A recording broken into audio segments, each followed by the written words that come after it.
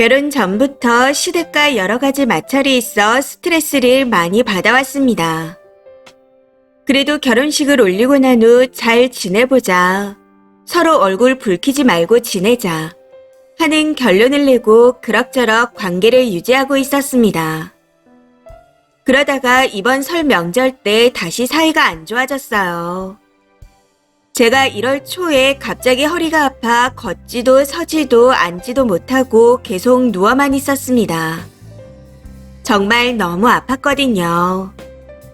병원에서는 디스크가 살짝 있는 것 같지만 그것보단 주변 근육들이 갑자기 심하게 놀래서 그런 것 같다 하더라고요. 1월 한 달 정도 심하게 아팠었고 지금은 많이 괜찮아진 상태지만 정형외과와 한의원은 계속 다니고 있습니다.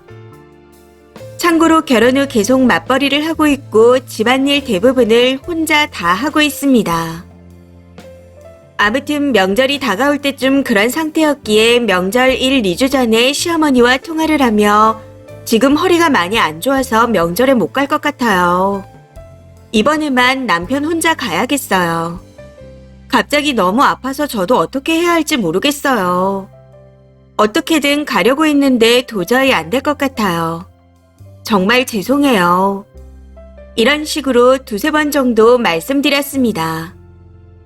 그때마다 시부모님은 몸이 먼저지 뭐 명절에 오는 게 대수겠니? 이런 대답을 하셨고 조금 찝찝하긴 했지만 이해해 주셔서 감사합니다. 하고 인사드렸습니다. 그러고는 설 당일날 남편이 혼자 시댁에 다녀왔었죠. 차로 1시간 30분 정도 걸리는데 명절이라 차가 막히니 당연히 오가는 시간이 더 걸렸던 것 같아요. 그런데 그날 저녁 남편이 시댁에서 받아온 음식을 제가 정리하면서 요리를 하려는데 남편한테 전화가 오더라고요. 시부모님께서 전화를 하신 거였습니다. 남편이 전화를 받자마자 바로 저를 바꿔달라 하신다기에 받고서는 어머님, 음식 너무 감사해요. 머리 이렇게 많이 싸주셨어요. 하고 말했습니다. 그런데 그와 동시에 높아진 언성으로 너는 왜 아픈데 MRI를 안 찍니? 왜 안 찍냐고 이러시더라고요. 많이 당황스럽긴 했었지만 정형외과에서 엑스레이를 찍어봤는데 디스크가 조금 있는 거라 MRI까진 안 찍어봐도 된다고 해서 안 찍었어요. 조금 더 지켜보고 너무 오래 간다 싶으면 찍어볼게요. 라고 말씀드렸습니다. 그런데 갑자기 언성을 더 높이시며 버럭 화를 내는 겁니다.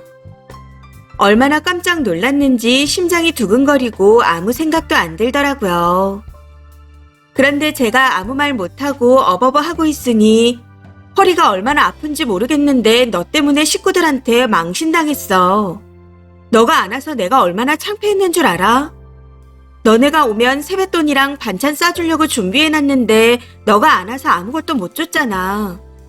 왔으면 다 받아갔을 텐데 주지도 못해서 입장이 곤란했어.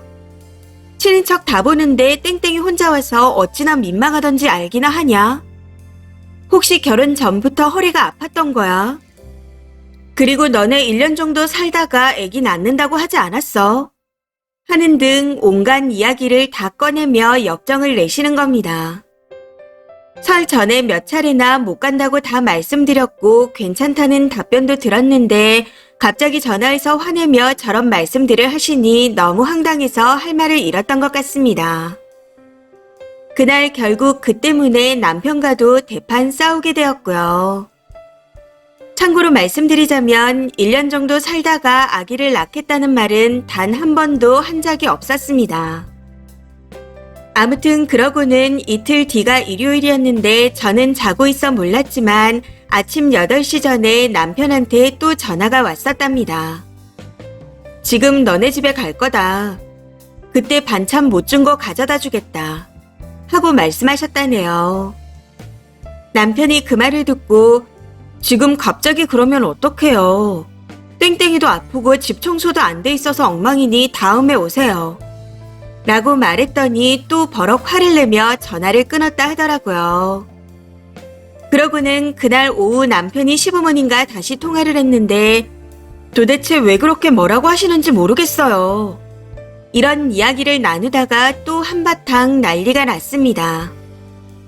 결국 아버님께서 소리치며 연을 끊자 하고 전화를 끊어버리셨고요. 그러고는 2월경에 시할머님이 돌아가셔서 3일 동안 장례식에서 뵀었고 이후로는 연락 한 번 한 적이 없습니다. 사실 저는 이렇게 생활하는 게 너무 편하고 좋아서 연락하고 싶은 마음이 없는 상태예요. 그런데 곧 어버이날이 다가오니 걱정이 앞서기 시작합니다. 그동안은 집안의 행사나 별다른 일이 없어 연락을 하지 않았지만 어버이날을 그냥 지나가면 시부모님께서 또 난리를 칠 것 같아서요. 되도록이면 연락하고 싶지 않은 상황인데 만약 님들이라면 어떻게 하실 것 같나요? 먼저 연락을 해야 될까요? 조언 부탁드립니다. 추가입니다.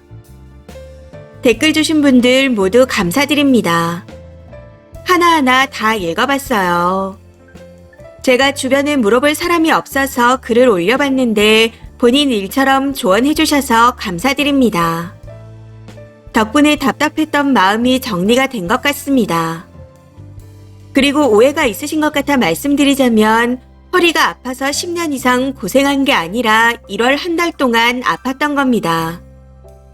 해서 2월 달에 시댁 할머님이 돌아가셨을 땐 장례식장에 3일 내내 참석도 했었고요.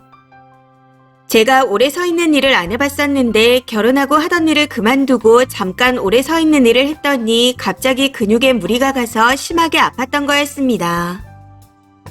병원에서도 조금의 디스크는 있을 수 있지만 주변 근육들이 심하게 놀란 것 같다 했었고요. 정리를 하자면 지금은 일도 다니고 있고 집안일도 하고 있습니다. 일도 집안일도 못하는 수준이 아니에요. 출산이나 일상생활에 문제가 전혀 없는 상태라 속이고 말고 할 게 없습니다. 그러니 오해 없으셨으면 좋겠네요. 본론으로 돌아와서 저희는 현재 결혼한 지 2년이 안 된 상태입니다.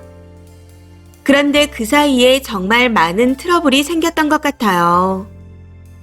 해서 앞으로 살아갈 날이 더 많은데 다시 연락했다가 어떻게 될지 눈앞에 훤히 보이는 것 같아 고민을 했던 거였습니다.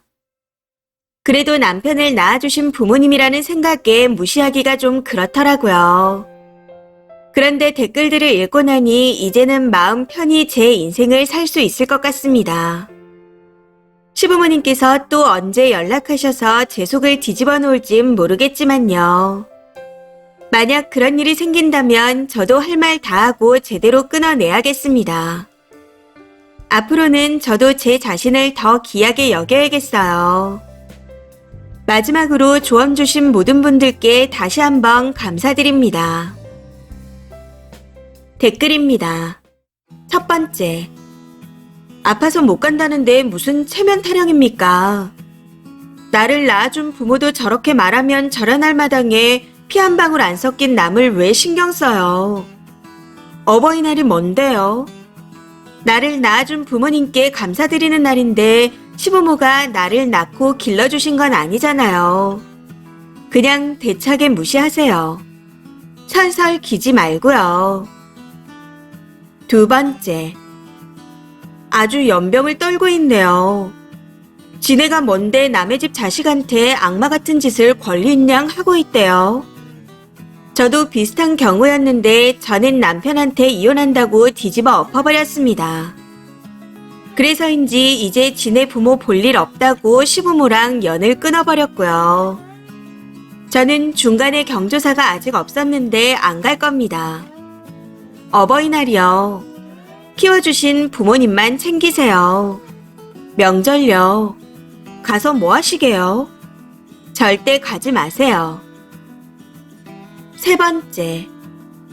냅둬요. 생판 남한테도 하면 욕처먹을 행동하는 사람들을 무슨 어버이라고 챙겨요. 지랄을 하든 말든 냅두세요. 저는 그래서 연 끊고 안 본 지 3년 됐습니다. 네 번째. 님이 연락하는 건 절대 하지 마세요. 사과를 받아야 할 사람은 님인데 님이 사과하면 평생 호구되는 겁니다. 남편한테 전화해보고 약속 잡으라 하시고 혼자 보내던지 그도 아니면 따라가서 밥만 먹고 오세요. 아무것도 하지 마시고요. 만약에 또 이상한 말을 늘어놓으면 님도 할 말 다 하고 바로 나오세요. 5번째.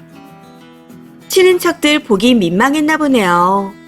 체면도 안 서고 계속 체면 구겨지게 가지 마세요. 내 어버이도 아니고 피 한 방울 안 섞인 남에게 함부로 하면 대접 못 받는다는 걸 보여주셔야 합니다. 그나저나 그 시부모 진짜 적반하장이네요.